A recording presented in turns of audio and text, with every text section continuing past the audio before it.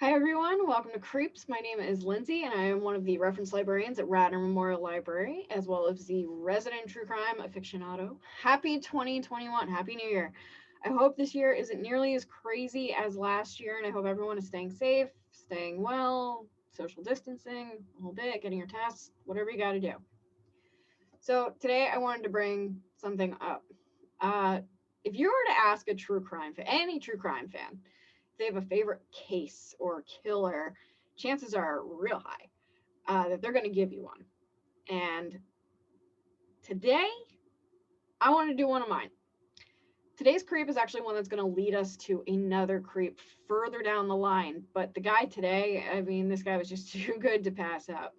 So today's case, Herbert Mullin, one of the several active serial killers in California in the early 70s. I want to feature this guy because he is just so many different levels of crazy, and crazy is my favorite kind of serial killer. Yeah, Bundy is a fan favorite and all that, but this guy, boy howdy, let me get into this, okay? So our cast of characters for today are as follows: William Mullen, serial killer du jour; Ed Kemper, another one of the serial killers in California at the time; Herbert Mullen's victims: Lawrence White, a homeless drifter; Mary Guilfoyle, a college co-ed; Father Henri Tomei, a priest at a church in Los Gatos; Jim Gianara and his wife, they're old high school pals of Mullen's; Kathy Francis and her two sons, some people didn't actually know Mullen; David Oliker, Robert Spector, Brian Card, and Mark, I'm gonna butcher this, Drabelbis, I think, or Drybelbis, I'm not really sure. Four campers who were in the wrong place at the wrong time, and finally Fred Perez, a retired fisherman. So the backstory: Herbert William Mullen was born on April 18th, 1947, in Salinas, California. Hold on to that date. April 18th was also the anniversary of the day Einstein died and the anniversary of the 1906 San Francisco earthquake. Keep those two things in mind because we're going to use them again later.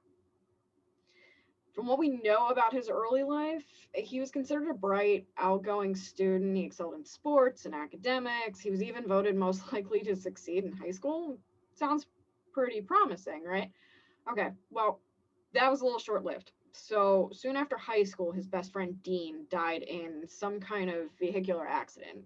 Some reports say like motorcycle, others say car. But the real issue here is what Herbert did after his friend died. He was dating this girl, and he started making a shrine to his best friend in his room. Usually it was a picture of some sort surrounded by like furniture and other objects meant to like memorialize the guy. And this is where he goes from vaguely well adjusted to the beginning of a downward spiral. He was concerned with the fact that the shrine was turning him gay. Something he warned his girlfriend about. Now, I don't know how that relationship turned out, but I'm going to say she probably bolted and dodged a pretty large bullet right there. So good for her. Now, we don't have a lot of exact dates for this stuff, but we do know that in 1969, he started showing the first signs of schizophrenia. So during a stint at home, he started imitating his brother-in-law and like word for word, action for action. This guy would go eat, he would go eat. This guy sat down, he would go sit down. These two things are known as echolalia, which is the repetition of words, and echopraxia, which is the repetition of actions. So according to sources, he did this for several hours on one day, to the point where his family became like unnerved because he just like stopped, sat down, and then stared at them. And so needless to say, he was committed the exact next day. All right. That didn't deter him though. He checked himself out in no time flat and began to get heavy into drug use and Eastern religions. So around this time, he started hearing voices, and one thing leading to another was committed twice again after this, checking himself out after only a few days. Yeah, I know. I know. If someone had just kept the guy in there, maybe I wouldn't be sitting here talking about Herbert Mullen today. But it being the 70s, where this was actually something that happened pretty frequently with serial killers, kind of wouldn't be a serial killer episode if it didn't. So finally, we're going to get to the actual timeline here. So in 1972, he moved back home. And while he was there, he started getting different telepathic messages from people urging him to kill. Now, one he vehemently believed came from his very religious, very strict father. Herbie, I need you to kill someone. That's what he heard. So what does he do? Goes about his business, killing people. His first known kill was in October of 1972. 24 years old at the time. That's it. That's all. That's how old he was. He drives aimlessly around until he sees a known alcoholic hitchhiker by the name of Lawrence Whitey White.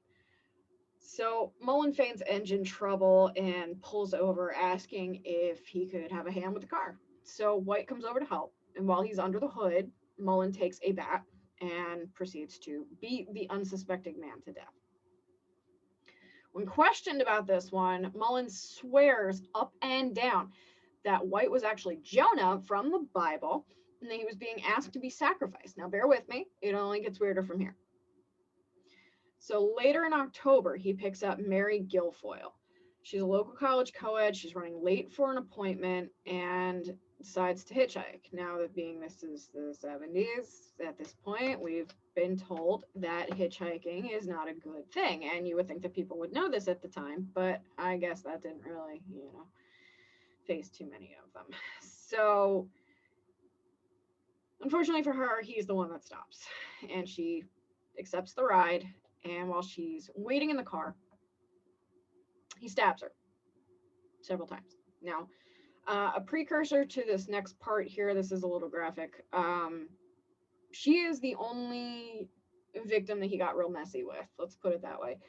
She was dissected and her remains were scattered along a road.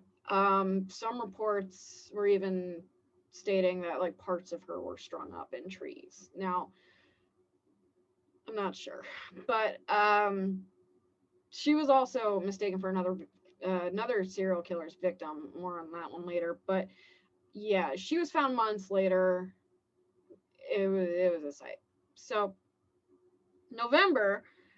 moving on, November, he's still hearing voices telling him to kill, and one in particular is Father Henri Tomei, a priest in Los Gatos, in a Los Gatos Catholic church. Mullen goes to this church, into the confessional, and within minutes, Father Tomei is dead from a beating and a stabbing. At this point, Mullen is getting a little sloppy, not only in method of dispatching people, but also in being seen. There's actually a ton of witnesses that saw him go in and out of the church, so it's not really like he's trying hard to hide here. So at this point in the story, he takes a break. Because that's just what he does right here. He takes a break, and most serial killers have a slight cooling off period in between, but he uses his for like a weirder purpose. He tries to join the Marines, and oddly and wildly enough, he passes the physical and the psychiatric tests, but was ultimately rejected because they found out about his drug use and his minor run-ins with the law. Yeah. So he's ticked off now. He thinks drugs are what are, stopping him from getting into the military, so he quits drugs all cold turkey, and just proving to the rest of the world that even quitting the drugs didn't really do much for him. He purchases a few guns and decides to pay a visit to his friend, Jim Gianera. Jim was originally his dealer, and Mullen believes that he was the root of this rejection. This is an ongoing theme when Mullen was interviewed, that everyone else was to blame for his crimes except for him, including, he definitely swears his parents were the real reason, but who knows. Anyway, when he goes to Jim's house, he's not there anymore. He's moved, and he finds Kathy Francis instead. She's the wife of another local drug kingpin, and she kindly gives him Jim's new address, and after thanking her, rather politely, Mullen goes to Jim's new house. He shoots him and his wife, and then stabs Jim for good measure, I guess. After this, he backtracks to Kathy's house, and where he thinks he's going to kill her husband for his drug capades. However, he's not there still. So Mullen shoots and kills Kathy and her two kids, ages 4 and 9 years old. Between Francis and Gianera, the police actually thought this was like a drug thing of some sort. So they didn't really lump this in with him until later. And not long after this, Mullen finds himself in a state park where he encounters 4 teenage boys who were there illegally. They're camping illegally, and he, like a lot of serial killers at the time, says that he's a park ranger. And by that I mean, like, most of them posed as cops or something like that. So he tells them he's a park ranger, tells them they're polluting the forest and that they should pack up and leave. Well, they don't. So what does he do? He returns and he shoots all 4 of them. They're found a week later. Finally, Mullen's last victim was really just a horrible case of wrong time, wrong place. And Fred Perez was a retired fisherman who was working out on his front lawn in Santa Cruz in February of 1973. That same day, Mullen drove past this guy's house only to make a U-turn, stop near the house, settle a rifle over the hood of his car, and shot Perez once in the chest. He calmly got back in the car and drove off. Minutes later, a neighbor who had given the cops Mullen's license plate, he's arrested very calmly at an intersection and just goes quietly. Okay. So here's the fun part. Remember when I said this was going to get weird? Yeah, here we go.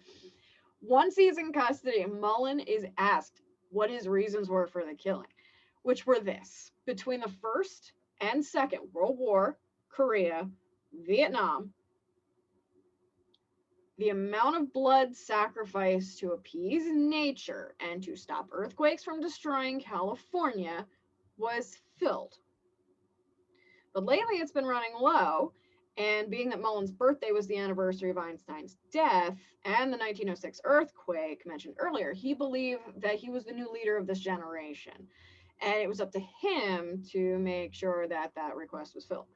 So even better, and probably my favorite part of the whole story, is that almost immediately after his arrest, there was a small earthquake near them in California, which he claimed was absolute vindication. So yeah, there's that.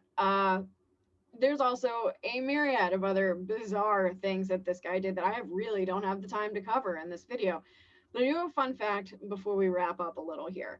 After his arrest, Mullen was put into a cell, because he was arrested around the same time, as serial killer Big Ed, the co-ed killer, Kemper. I'll be covering Kemper further down the line, but the fact that Kemper made comments about how Herbie just wouldn't shut up in the cell for some reason just makes me really laugh really hard.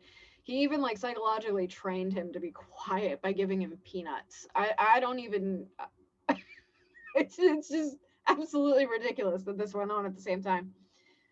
So what happened? What happened to Mullen? Well, he's still alive. Actually.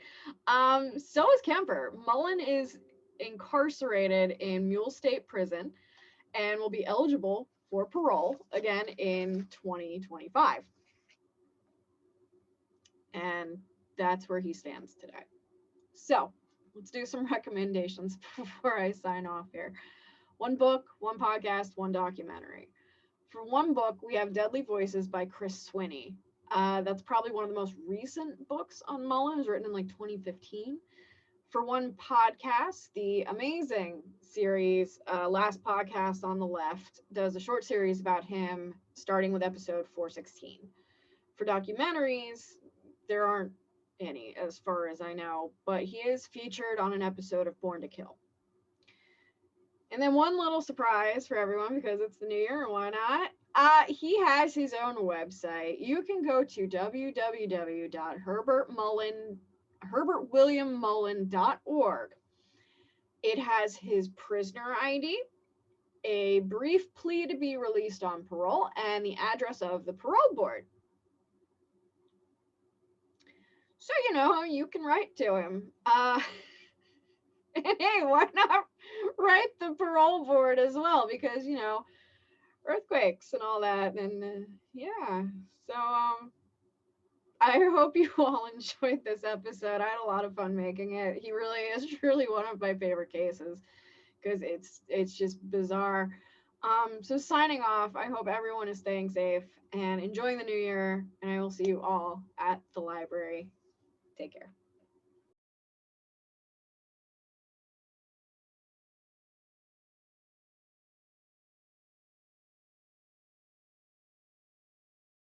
Oh, Detective.